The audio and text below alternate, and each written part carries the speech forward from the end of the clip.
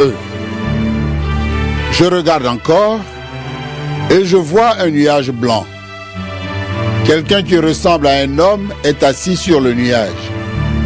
Sur la tête, il porte une couronne d'or et dans la main, il a une faucille bien aiguisée. Un autre ange sort du temple. Il crie d'une voix forte à celui qui est assis sur le nuage. Utilise ta faucille et fais la récolte. C'est le moment de récolter, parce que la terre est mûre pour la récolte. Alors, celui qui est assis sur le nuage fait passer sa faucille sur la terre, et la récolte est faite sur toute la terre. Ensuite, un autre ange sort du temple du ciel. Lui aussi, il tient une faucille bien aiguisée. Puis, un autre ange vient de l'autel. Il peut commander au feu, et il crie d'une voix forte à celui qui tient la faucille bien aiguisée. Utilise ta faucille bien aiguisée et récolte les grappes de la vigne sur la terre. Le raisin est mûr. L'ange fait passer sa faucille sur la terre. Il récolte le raisin sur la vigne de la terre. Il le jette dans le grand pressoir de la colère de Dieu.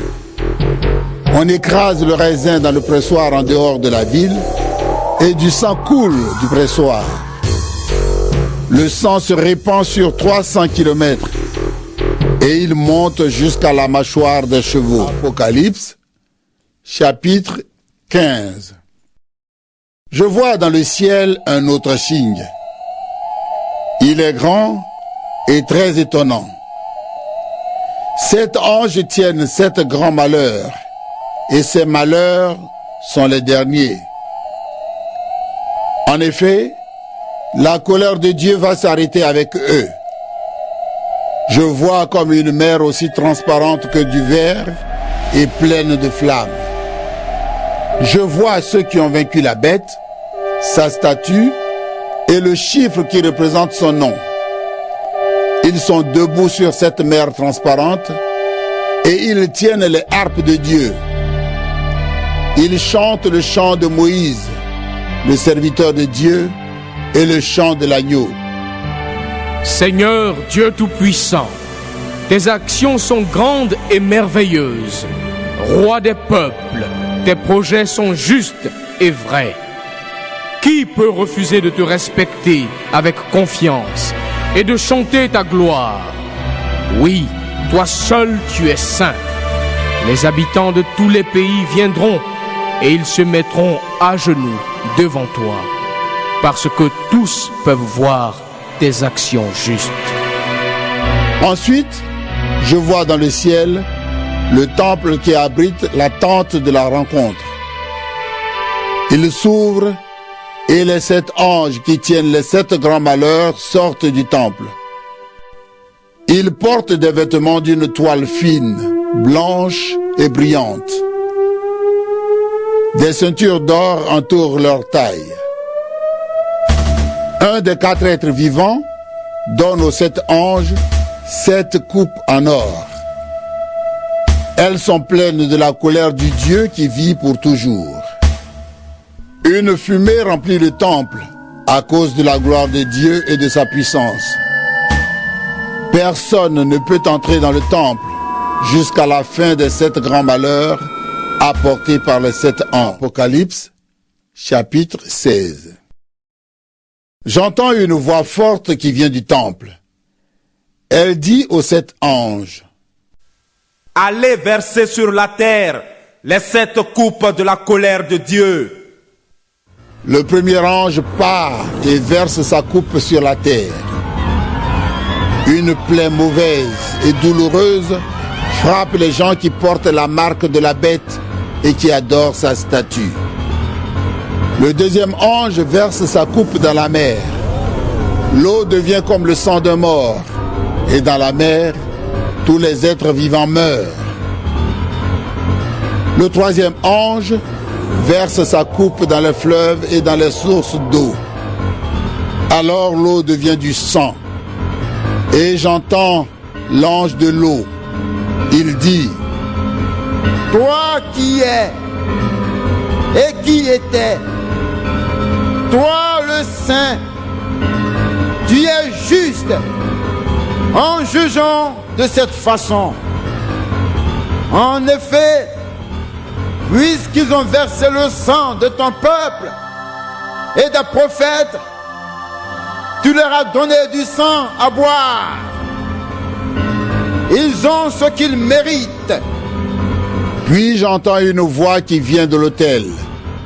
Elle dit: Oui, Seigneur, Dieu Tout-Puissant, tes jugements sont vrais et justes. Le quatrième ange verse sa coupe sur le soleil, et le soleil reçoit le pouvoir de brûler les gens par son feu. Alors les gens sont brûlés par une chaleur terrible, et ils insultent le nom du Dieu qui a le pouvoir d'envoyer ces grands malheurs.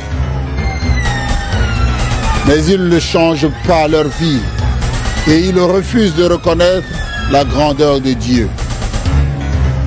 Le cinquième ange verse sa coupe sur le siège de la bête. Et la nuit enveloppe le royaume de la bête. Les gens se mordent la langue, tellement ils souffrent. Ils insultent le Dieu du ciel à cause de leurs souffrances et de leurs plaies. Mais ils continuent à faire le mal. Le sixième ange verse sa coupe dans le grand fleuve Euphrate, et le fleuve devient sec. Ainsi les rois qui viennent du côté où le soleil se lève pourront passer. Ensuite, je vois sortir 3 esprits mauvais de la gueule du dragon, de la gueule de la bête et de la bouche du faux prophète. Ces esprits ressemblent à des grenouilles. Ce sont des esprits envoyés par Satan qui font des choses extraordinaires. Ils vont trouver les rois du monde entier. Ils veulent les réunir pour le combat du grand jour du Dieu Tout-Puissant. Le Seigneur dit: Voilà, je viens comme un voleur. Il est heureux celui qui ne s'endort pas et qui garde ses vêtements à côté de lui. Ainsi, il ne marchera pas tout nu et il n'aura pas honte quand les gens le verront. Les esprits mauvais réunissent les rois à un seul endroit. En hébreu, on appelle cet endroit Armageddon. Le septième ange verse sa coupe dans l'air. Une voix forte sort du temple. Elle vient du siège de Dieu et dit: Maintenant, c'est fait. Alors, il y a des éclairs, des bruits, des coups de tonnerre et un tremblement de terre très violent. Depuis qu'il y a des êtres humains sur la terre, on n'a jamais vu un tremblement de terre comme celui-là. La grande ville se fend en 3 parties et les villes de tous les pays s'écroulent. Dieu se souvient de la grande ville de Babylone. Il lui donne à boire une coupe pleine du vin de sa terrible colère. Toutes les îles disparaissent et on ne trouve plus les montagnes. Des gros blocs de glace tombent du ciel sur les gens. Les gens insultent Dieu à cause du grand malheur de cette pluie de glace. En effet, ce malheur est vraiment Apocalypse, chapitre 17. L'un des 7 anges qui tiennent les 7 coupes s'avance vers moi. Il me dit: Viens, je vais te montrer le jugement de la grande prostituée. C'est une grande ville située au bord de beaucoup d'eau. Les rois de la terre ont couché avec elle. Les habitants de la terre ont bu son vin en abondance. Et boire son vin, c'est se prostituer comme elle. L'Esprit Saint vient en moi, et l'ange me transporte au désert. Alors, je vois une femme assise sur une bête rouge. Cette bête a 7 têtes et 10 cornes, et elle est couverte des noms qui insultent Dieu. La femme est enveloppée d'un vêtement en beau tissu rouge. Elle est couverte d'or brillant, de pierres précieuses et de perles. Dans sa main, elle tient une coupe en or pleine de choses horribles. Ce sont les saletés de sa vie de prostituée. Sur son front, un nom mystérieux est écrit. La grande ville de Babylone, la mère des prostituées et des choses horribles de la terre. Je vois que la femme est ivre. Elle a bu en abondance le sang de ceux qui appartiennent à Dieu, le sang des témoins de Jésus. Quand je la vois, je suis vraiment très surpris. Alors, l'ange me dit, « Tu es surpris? Pourquoi donc? Moi, je vais t'expliquer le sens mystérieux de cette femme qui est portée par la bête. Je vais t'expliquer aussi le sens mystérieux de la bête aux 7 têtes et aux 10 cornes. La bête que tu as vue, elle a existé, mais elle n'est plus rien. Elle va monter du trou sans fond et elle va être détruite. Certains habitants de la terre n'ont pas leur nom écrit dans le livre de vie depuis la création du monde. Ces gens-là vont être surpris en voyant la bête. En effet, elle existait autrefois. Maintenant, elle n'existe plus, mais elle reviendra. C'est le moment de comprendre les choses avec sagesse. Les 7 têtes sont les 7 collines où la femme habite. Elles sont aussi 7 rois. Parmi eux, 5 sont tombés. Le 6e gouverne en ce moment. Le 7e n'est pas encore venu. Mais quand il viendra, il restera peu de temps. La bête qui existait autrefois et qui n'existe plus est elle-même un 8e roi. Elle fait aussi partie des 7 rois et elle va être détruite. Les 10 cornes que tu as vues sont 10 rois qui ne gouvernent pas encore. Mais ils recevront le pouvoir de gouverner avec la bête pendant 1 heure. Tous ces rois veulent une seule chose, mettre leur puissance et leur pouvoir au service de la bête. Ils vont lutter contre l'agneau, mais l'agneau sera vainqueur parce qu'il est le Seigneur des seigneurs et le roi des rois. Ils seront aussi vainqueurs avec lui, ce que Dieu a appelé et choisi, ses fidèles.